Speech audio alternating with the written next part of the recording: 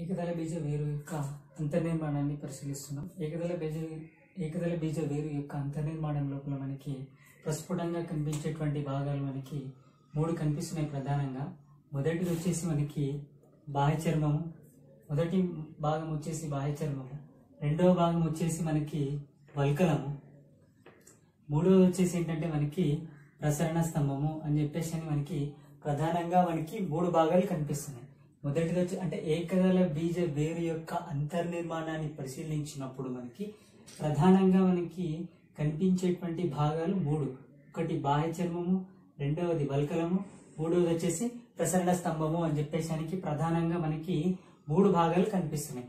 దీంట్లో మొదటి భాగమైనటువంటి బాహ్య చర్మాన్ని పరిశీలిస్తే ఈ బాహ్య చర్మం లోపల మనకి అంటే చూడండి ఈ కణాలు ఎలా ఉన్నాయంటే దగ్గరగా కణాలు అమరి ఉన్నాయి. ఎలాంటి కణాంతర అవకాశాలు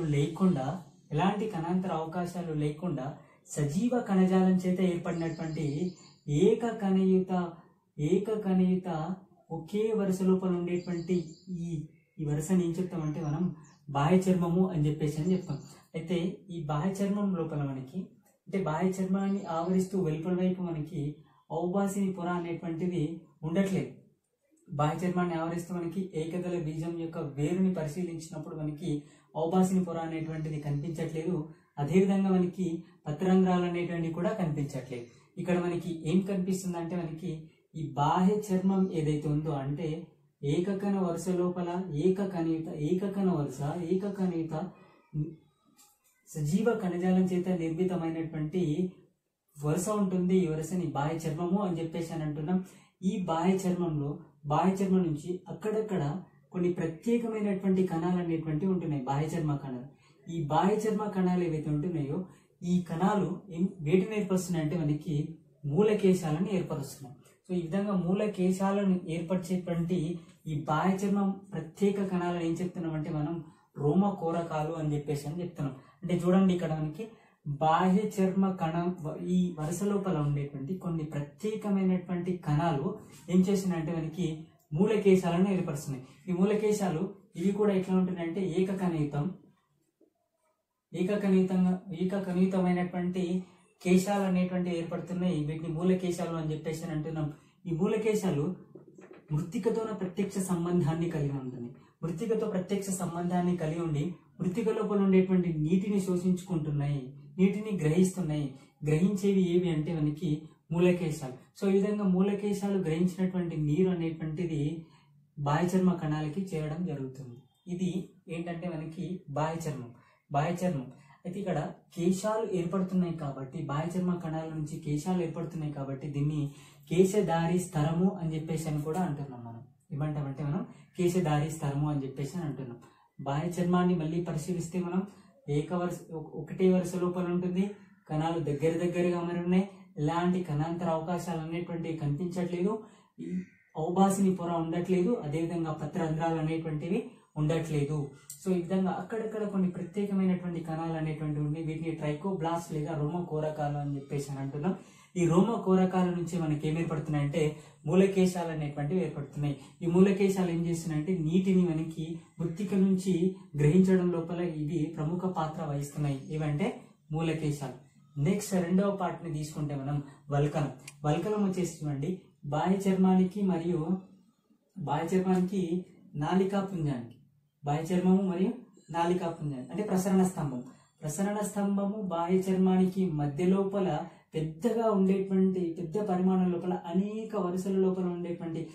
వరుసలలో కణాల సమూహం చేత ఇక్కడ ఏర్పడినటువంటి ఈ నిర్మాణాన్ని ఏం చెప్తామంటే మనం వల్కలము అని చెప్పేసి అంటున్నాం. ఈ వల్కలం లోపల మనకి ప్రధానంగా ఎన్ని భాగాలు కనిపిస్తాయి అంటే మనకి 3 భాగాలు కనిపిస్తున్నాయి. మనకి ఒకటి వచ్చేసి ఏంటంటే మనకి మొదటి భాగం వచ్చేసి అంటే వల్కలం లోపల కనిపించేటువంటి భాగాలు వచ్చేసి 3 కనిపిస్తున్నాయి. వల్కలంలో మొదటి పొర వచ్చేసి బాహ్య పరిచర్మం, రెండవది వచ్చేసి సామాన్య వల్కలం, మూడవది వచ్చేసి చివరి పొర అంతఃచర్మము అని చెప్పేసి ఇవి వల్కలం లోపల కనిపించేటువంటి భాగాలు. అంటే వేరు అడ్డుకోతలు పరిశీలించినప్పుడు మనకి ఎన్ని భాగాలు కనిపిస్తున్నాయి అంటే మనకి అంటే వల్కలం లోపల ప్రధానంగా 3 భాగాలు కనిపిస్తున్నాయి. అది ఒకటి బాహ్య పరిచర్మం, మొదటి పొర బాహ్య పరిచర్మం, రెండవది సామాన్య వల్కలం, మూడవది వచ్చేసి మనకి అంతఃచర్మము అని చెప్పేసి ఈ విధంగా ప్రస్ఫుటంగా కనిపించేటువంటి భాగాలు 3. దీంట్లో మొదటిది బాహ్య పరిచర్మాన్ని మనం పరిశీలించినప్పుడు ఈ బాహ్య పరిచర్మం బాహ్య చర్మం దిగువన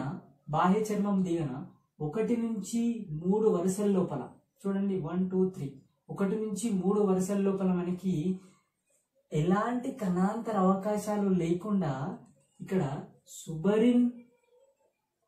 సుబరిన్ అనేటువంటి పదార్థం చేత ఏర్పడినటువంటి కణకవచ మందాలను కలిగి ఉండేసి, అంటే ప్రతి కణాన్ని అబ్జర్వ్ చేస్తే కణాన్ని ఆవరిస్తూ వెలుపలి పొర ఏ పదార్థం చేత ఏర్పడి ఉంటుందంటే మనకి సుబరిన్ అనేటువంటి పదార్థం. ఇది ఫర్ ఎగ్జాంపుల్ ఇది మనకి ఏం చెప్పుకుందామంటే బాహ్య పరిచర్మం అని చెప్పేసి అనుకుందాం. ఈ బాహ్య పరిచర్మం వచ్చేసి ఇది సజీవమైనటువంటి కణజాలం చేత ఏర్పడినటువంటి నిర్మాణం. ఈ సజీవమైనటువంటి కణజాలం చేత ఏర్పడినటువంటి ఈ నిర్మాణం కణం లోపల వెలుపలి వైపు మనకి మందమైన అంటే ఇక్కడ వెలుపలి వైపు సుబరిన్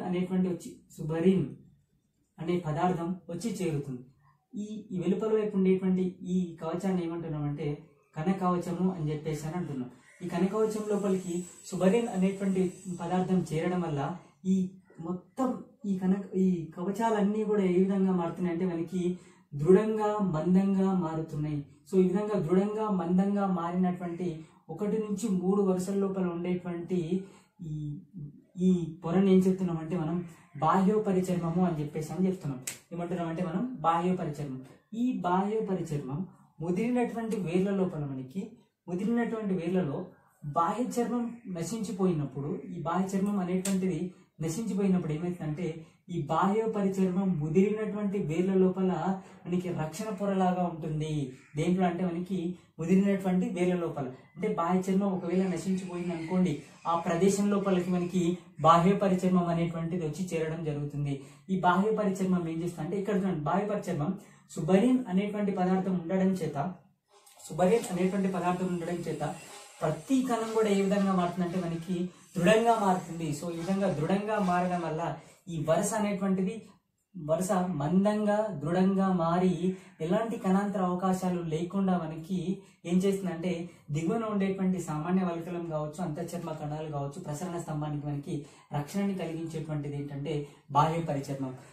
ఈ వల్కలం లోపల రెండవ పొరని తీసుకుంటే మనకి సామాన్య వల్కలం కనిపిస్తుంది.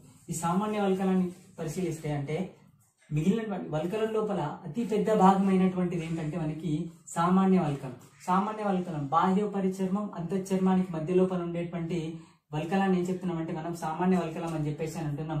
ఇక్కడ చూసుకున్నాం ఒక పాయింట్, బాహ్యోపరిచర్మం అనేటువంటిది దృఢ కణజాలం చేత నిర్మితమై ఉంటుంది. బాహ్య పరిచర్మం అనేటువంటిది దృఢ కణజాలం చేత నిర్మితమై ఉంటుంది. ఈ సామాన్య వల్కలం అనేటువంటిది మృదు కణజాలం చేత నిర్మితమై ఉంటుంది. మృదు కణజాలం చేత నిర్మితమైనటువంటి అనేక వరుసల లోపల ఉండేటువంటి కణాంతర అవకాశాలు కలిగి ఈ విధంగా అనేక వరుసల లోపల ఉండేటువంటి సజీవ కణాల వరుసని ఏం చెప్తున్నామంటే మనం సామాన్య వల్కలము అని చెప్తున్నాం. ఈ సామాన్య వల్కలం లోపలికి అంటే ఈ సామాన్య వల్కలం ఏం చేస్తుందంటే ఇది శ్వేతరేణువులు ఉంటున్నాయి. సామాన్య వల్కలం లోపల శ్వేతరేణువులు ఉండడం వల్ల ఇవి ఆహార పదార్థాలను నిల్వ ఉంచుకోవడం జరుగుతుంది. అంటే ఇలియోప్లాస్టులు కావచ్చు, అల్లీరోప్లాస్టులు కావచ్చు, అమైలోప్లాస్ట్ అనేటువంటి నిల్వ చేసుకునేటువంటి కణాలు అనేటువంటివి ఇక్కడ ఉంటున్నాయి. ఇవి ఆహార పదార్థాలని నిల్వ చేసుకోవడం జరుగుతుంది. అంటే ఇక్కడ మూలకేశాల నుంచి అంటే మృతిక లోపల ఉన్నటువంటి నీరు మూలకేశాలు గ్రహించిన తర్వాత బాహ్య చర్మము, బాహ్య పరిచర్మము, అదేవిధంగా నెక్స్ట్ ఎక్కడికి చేరుతుందంటే సామాన్య వల్కలం చేరుతుంది. సామాన్య వల్కలం లోపలికి చేరినటువంటి నీరు ఎక్కడికి ప్రవేశిస్తుందంటే మళ్ళీ అంతఃచర్మం లోపలికి ప్రవేశిస్తుంది. అంతఃచర్మం లోపలికి ప్రవేశించడం జరుగుతుంది. ఇదేంటంటే మనకి సామాన్య వల్కలం. అంటే సామాన్య వల్కలం మళ్ళీ ఒకసారి చూద్దాం. మనకి అనేక వరుసల లోపల ఉంటుంది. ఇది సజీవ మృదు కణజాలం చేత నిర్మితం. ఇది కణాంతర అవకాశాలు అనేటువంటివి ఉంటున్నాయి. ప్రతి కణం లోపల జీవ పదార్థం అనేటువంటిది ఉంటుంది. అదేవిధంగా ఈ సామాన్య వల్కలం లోపల ఏముంటుందంటే మనకి శ్వేతరేణువులు ఉంటున్నాయి. సో శ్వేతరేణువుల యొక్క ముఖ్య పని ఏంటంటే మనకి ముఖ్యమైనటువంటి విధి ఏంటంటే ఆహార పదార్థాలను నిల్వ చేసుకోవడం అన్నమాట. ఇది సామాన్య వల్కలం. నెక్స్ట్ వచ్చేసి మనకి వల్కలం లోపల చివరి పొర ఏంటంటే అంతఃచర్మం. అంతఃచర్మం. సో అంతఃచర్మాన్ని పరిశీలిస్తే మనకి అంతఃచర్మం లోపల ప్రతి కణం కూడా పీపాకారం లోపల ఉంటుంది. ఇక్కడ ఇది కూడా సజీవమైనటువంటి మృదు కణజాలం చేత నిర్మితం. సజీవ మృదు కణజాలం చేత నిర్మితమైనటువంటి కణాల పీపాకారం లోపల కనిపించేటువంటి కణాలను ఏం చెప్తామంటే మనం అంతఃచర్మము అని చెప్తున్నాం. అంతఃచర్మము మనకి వల్కలం లోపల చివరి పొర. ఈ అంతఃచర్మంలో మనకి 2 రకాల కణాలు అనేటువంటివి కనిపిస్తున్నాయి. 2 రకాలుగా ఉండేటువంటి కణాలు. ఒకటి ఏంటంటే మనకి కణాన్ని ఆవరిస్తూ ఈ గోడల మీద, లోపలి గోడల మీద, మనకి ప్రతి కణాన్ని ఆవరిస్తూ లోపలి గోడల మీద ఇక్కడ లిగ్నిన్ సుబరిన్ అనేటువంటి పదార్థం వచ్చి చేరడం వల్ల ఈ ప్రతి కణం కూడా ఏ విధంగా మారుతుందంటే మనకి మందంగా మారుతుంది. సో ఈ విధంగా మందంగా మారినటువంటి ఈ కణాలను ఏమని చెప్తామంటే మనం కాస్పేరియన్ మందాలు అని చెప్తాం. కాస్పేరియన్ మందాలు. ఈ కాస్పేరియన్ మందాల్లో ఏముంటుందంటే లిగ్నిన్ సుబరిన్ అనేటువంటిది ఉంటుంది. అంతఃచర్మంలో 2 రకాల కణాలు కనిపిస్తున్నాయని చెప్పేసి అనుకుంటున్నాం. ఒకటి ఏంటంటే లిగ్నిన్ సుబరిన్ చే నిర్మితమైనటువంటి కాస్పేరియన్ మందాలు. రెండవది వచ్చేసి ఏంటంటే మనకి ఈ కణకవచాలు. రెండవది వచ్చేసి మనకి కణకవచాలు అనేటువంటివి పల్చగా ఉంటున్నాయి. ఈ విధంగా పలుచగా ఉండేటువంటి అంటే దారువుకి అభిముఖంగా ఉండేటువంటి, చూడండి ఇది దారువుకి అభిముఖంగా ఉండేటువంటి కణాలు పలుచని కణకవచాలను కలిగి ఉంటున్నాయి. ఈ పలుచని కణకవచాలను కలిగినటువంటి వీటిని ఏమంటున్నాం అంటే మనం వాహక కణాలు అని చెప్తున్నాం అన్నమాట. ఈ వాహక కణాలు ఏం చేస్తున్నాయంటే మనకి ఈ విధంగా సామాన్య వల్కలం లోపలికి వచ్చినటువంటి నీరు ఈ వాహక కణాల ద్వారా మనకి దేని లోపలికి ప్రవేశిస్తుంది అంటే దారు లోపలికి ప్రవేశిస్తుంది అన్నమాట. ఇదేంటంటే అంతఃచర్మం. అంతఃచర్మం. నెక్స్ట్ తీసుకుంటే మనకి లాస్ట్ వన్ ఏముందంటే ఏకదళ బీజ వేరు అడ్డుకొత్త లోపల లాస్ట్ వచ్చేసి మనకి ప్రసరణ స్తంభం కనిపిస్తుంది. ఈ ప్రసరణ స్తంభం లోపల మనకి దవ్వ ఉంటుంది. అదేవిధంగా పరిచక్రం ఉంటుంది. దవ్వ, అదేవిధంగా నాలికా పుంజాలు అనేటువంటి నిర్మాణాలు కనిపిస్తున్నాయి. ఇక్కడ చూడండి పరిచక్రము, నాలికా పుంజము మరియు దవ్వ అని 3 భాగాలు కనిపిస్తున్నాయి. ప్రధానంగా కనిపించేటువంటి భాగాలు ప్రసరణ స్తంభం లోపల 3. దాంట్లో మొదటి దాన్ని పరిశీలిస్తే మనం పరిచక్రాన్ని తీసుకుంటే మనకి ఇక్కడ చూడండి అంతఃచర్మం దిగువన ఉండేటువంటి ఒక వరుస లోపల ఉంటుంది. ఈ పరిచక్రం అనేటువంటిది ఇది దృఢ కణజాలం చేత నిర్మితం. ఈ విధంగా దృఢ కణజాలం చేత నిర్మితమైనటువంటి ఏ విధమైనటువంటి కణాంతర అవకాశాలు లేకుండా ఒకే వరుస లోపల ఉండేటువంటి నిర్మాణం ఏంటంటే మనకి పరిచక్రము. ఈ పరిచక్రం నుంచి ఏం ఏర్పడుతుందంటే అంటే ఈ పరిచక్రం లోపల ఉండేటువంటి ప్రతి కణం కూడా చురుకుగా విభజన జరుగుతుందండి. కంటిన్యూస్ గా డివిజన్స్ అంటే చురుకుగా విభజన చెందేటువంటి కణాలు ఈ పరిచక్రం లోపల ఉంటున్నాయి. ఈ పరిచక్రంలో ఈ పరిచక్రం నుంచే మనకి ఏం ఏర్పడుతున్నాయంటే పార్శ్వవేర్లు అనేటువంటివి ఏర్పడుతున్నాయి. పార్శ్వవేర్లను ఏర్పరిచేటువంటిది ఏంటంటే మనకి ప్రసరణ స్తంభం లోపల పరిచక్రం. నెక్స్ట్ వన్ తీసుకుంటే మనకి అంటే ఇది పరిచక్రం అనేటువంటిది దృఢ కణజాలం చేత నిర్మితం. ఇది వేరుకి ఏం చేస్తుందంటే యాంత్రిక బలాన్ని చేకూరుస్తుంది. చేకూరుస్తుంది ఏంటంటే పరిచక్రం అనేటువంటి. నెక్స్ట్ రెండవ భాగమైనటువంటి నాలికా పుంజాలను పరిశీలిస్తే ఇక్కడ నాలికా పుంజాలు చూడండి ఏకాంతరంగా అమరి ఉన్నాయి. ఇది పోషక కణజాలం. ఏంటంటే మనకి ఇది పోషక కణజాలం, ఇది దారు. రెండు కూడా భిన్న వ్యాసార్థాలు.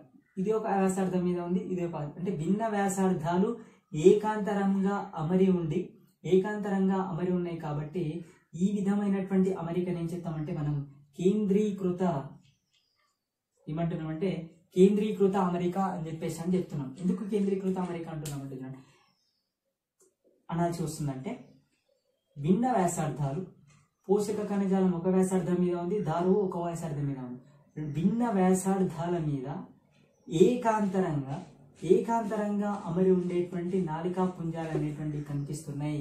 సో ఈ విధంగా ఉంటే దాన్ని ఏమంటామంటే కేంద్రీకృత నాలికా పుంజాలు అని చెప్తాం. ఏమంటామంటే మనం కేంద్రీకృత నాలికా పుంజాలు. ఈ కేంద్రీకృత నాలికా పుంజాల లోపల మనకి దారు పోషక కణజాలం అనేటువంటిది కనిపిస్తుంది. సో పోషక కణజాలాన్ని తీసుకుంటే ఇక్కడ మనకి ఈ పోషక కణజాలం లోపల మనకి చాలనీ కణాలు, సహకణాలు అనేటువంటివి ఉంటున్నాయి. చాలనీ కణాలు, సహకణాలు, పోషక మృదు కణజాలం ఉండడం జరుగుతుంది. దీంట్లో అంటే మనకి పోషక కణజాలం లోపల, ఇది ఆహార పదార్థాల యొక్క రవాణా లోపల పాల్గొంటుంది. అదేవిధంగా దారు కనిపిస్తుంది మనకి. ఈ దారుని తీసుకున్నట్టయితే ఇక్కడ చూడండి, మనకి దారు వచ్చేసి అంటే ఇక్కడ వాహక కణాలకి అభిముఖంగా మనకి ఏముందంటే దారు అనేటువంటిది ఉంది. సో ఇక్కడ బాహ్య ప్రథమ దారుక స్థితిని చూపిస్తుంది అనమాట. దారు అనేటువంటిది ఏం చూపిస్తుంది అంటే బాహ్య ప్రథమ దారుక స్థితి. ఏంటి బాహ్య ప్రథమ దారుక స్థితి? ప్రథమ దారు అనేటువంటిది పరిచక్రం వైపు ఉంది. ఇది ప్రథమ దారు అనేటువంటిది పరిచక్రం వైపు, అంటే వెలుపలి వైపు ప్రథమ దారు ఉంటే దాన్ని ఏమంటాం అంటే బాహ్య ప్రథమ దారుక స్థితి అని చెప్పేసి అని అంటాం. ఒకవేళ ఈ ప్రథమ దారు లోపల వైపు ఉంటే, అంటే దవ్వు వైపు ఉంటే దాన్ని ఏమంటాం అంటే అంతర ప్రథమ దారుక స్థితి అని చెప్పేసి అని అంటున్నాం. కానీ ఏకదళ బీజాల లోపల కనిపించేటువంటి స్థితి ఏంటంటే బాహ్య ప్రథమ దారుకం. అంటే పరిచక్రం వైపు మనకి ఏముందంటే ప్రథమ దారం అనేటువంటి ఉంది, కాబట్టి దీన్ని బాహ్య ప్రథమ దారుక స్థితి, బాహ్య ప్రథమ దారుకం అని చెప్పేసి అని అంటున్నాం. అయితే ఈ బాహ్య ప్రథమ దారుకం స్థితిని చూపించేటువంటిది ప్రథమ దారం అనేటువంటిది వెలుపల వైపు ఉంది, అంత్యదారం అనేటువంటిది లోపల వైపు ఉంది అనమాట. దవ్వ వైపు అంత్యదారం ఉంటుంది, ప్రథమ దారు ఏమో పరిచక్రం వైపు లేదా వెలుపల వైపు ఉండేటువంటి నిర్మాణం కనిపిస్తుంది. ఇది దారులో ఏముంటుందంటే మనకి దారు కణాలు, దారు నాళాలు, దారు మృదు కణజాలం మరియు దారు నాళాలు అనేటువంటివి కనిపించేటువంటి అవకాశం ఉంది. దారువు నీటి యొక్క రవాణా లోపల పాల్గొంటుంది. అయితే ఈ పోషక కణజాలం దారువు మధ్య లోపల మనకి ఏముంటుందంటే సంశ్లేషక కణజాలం, అంటే మృదు కణజాలం చేత నిర్మితమైనటువంటి, ఇది ఏ కణజాలం చేత అంటే మృదు కణజాలం చేత నిర్మితమైనటువంటి కణజాలం కనిపిస్తుంది. ఈ కణజాలాన్ని ఏమంటామంటే మనం సంశ్లేషక కణజాలము అని చెప్తాం అనమాట. ఏమంటామంటే మనం సంశ్లేషక కణజాలం. ఈ సంశ్లేషక కణజాలంలో అంటే దారు పోషక కణజాలం మధ్య లోపల మనకి ఏం కనిపిస్తుంది అంటే మృదు కణజాలం చేత నిర్మితమైనటువంటి కణాల వరుసలు కనిపిస్తున్నాయి. వాటిని ఏమంటున్నామంటే మనం సంశ్లేషక కణజాలము అని చెప్తున్నాం. ఈ సంశ్లేషక కణజాలం లోపల మనకి అంటే కొన్ని వేల లోపల కొన్ని ఏకదళ బీజాల లోపల సంశ్లేషక కణజాలం నిర్జీవమైనటువంటి దృఢ కణజాలం చేత ఏర్పడి ఉంటుంది. ఏర్పడి ఉండేటువంటి అవకాశం కనిపిస్తుంది కొన్ని ఏకదళ బీజాల లోపల. మిగిలిన వాటి లోపల మనకి సంశ్లేషక కణజాలం మృదు కణజాలం చేత ఏర్పడి ఉంటుంది. అయితే ఈ సంశ్లేషక కణజాలం లోపల మనకి ఆహార పదార్థాలు అనేటువంటివి నిల్వ ఉంటున్నాయి. అంటే ఈ సంశ్లేషక కణజాలం తీసుకుంటే కణాంతర అవకాశాలు కనిపిస్తున్నాయి, కణికవచాలు పలుచగా ఉంటున్నాయి, సజీవమైనటువంటి జీవ పదార్థం కొన్ని వేర్లలో మాత్రం మనకి దృఢ కణజాలం చేత నిర్మితమైనటువంటిది సంశ్లేషక కణజాలం కనిపిస్తుంది. కానీ ఇక్కడ సజీవమైనటువంటి మృదు కణజాలం చేత ఏర్పడినటువంటిది, దీంట్లో కణికవచాలు పలుచగా ఉంటున్నాయి, అదేవిధంగా కణాంతర అవకాశాలు కనిపిస్తున్నాయి. ఈ సంశ్లేషక కణజాలం ఏం చేస్తుందంటే ఆహార పదార్థాలను నిల్వ ఉంటుతుంది. అంటే ఆహార పదార్థాల నిల్వ లోపల ప్రముఖ పాత్ర వహిస్తుంది. ఏంటంటే మనకి సంశ్లేషక కణజాలం.